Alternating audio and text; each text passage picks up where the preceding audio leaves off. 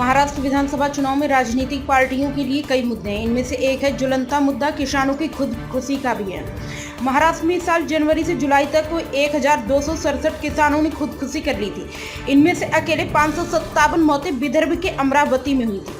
अभी भी विदर्भ रीजन में बेमौसम बारिश और फसलों की उचित कीमत न मिलने के कारण निराशा में आकर किसान खुदकुशी कर रहे हैं। विदर्भ क्षेत्र कपास और सोयाबीन की खेती के लिए मशहूर है। पिछले कई दशकों में बेमौसम बारिश, कम न्यूनतम समर्थन मूल्य यानी MSP, फसल की कीमत में गिरावट और महंगाई की वजह से किसानों की आत्महत्या के मामले बढ़े हैं। ये किसान महंगाई की दर के आधार पर कपास और सोयाबीन की फसलों की उचित दर तय करने की अपील सरकार से कर रहे हैं। PTI की रिपोर्ट के मुताबिक विदर्भ के कृषि संकट का चेहरा बनकर उभरी कलावती बंदुरकर ने कहा कि फसल की उचित कीमत नहीं मिलती, किसान कर्ज के जाल में फंसे हैं। उनमें खुशी के सिवाय और क्या उम्मीद की जा सकती है। किसानों का कहना है कि कपास की कीमत 10 साल से जस की तस बनी हुई है। सोयाबीन का दर भी नहीं बढ़ा है। किसानों के लिए उपज की कीमत में कोई बदलाव नहीं हुआ है। किसानों का कहना है कि कपास की कीमत कम से कम 10,000 रुपये प्रति कुंटल होनी चाहिए, जो कि करीब 7,000 रुपये ही है।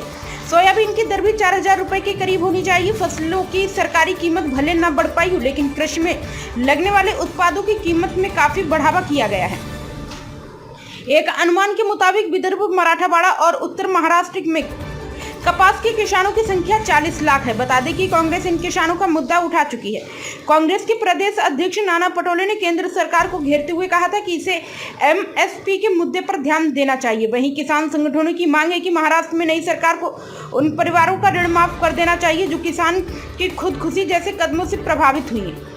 विदर्भ की चुनावी स्थिति को देखें तो यहाँ विधानसभा की 35 सीटें हैं। 2019 के चुनाव में कांग्रेस ने 29 सीटें जीती थी, जबकि अकेले बीजेपी ने 15 सीटें अपने नाम की थी।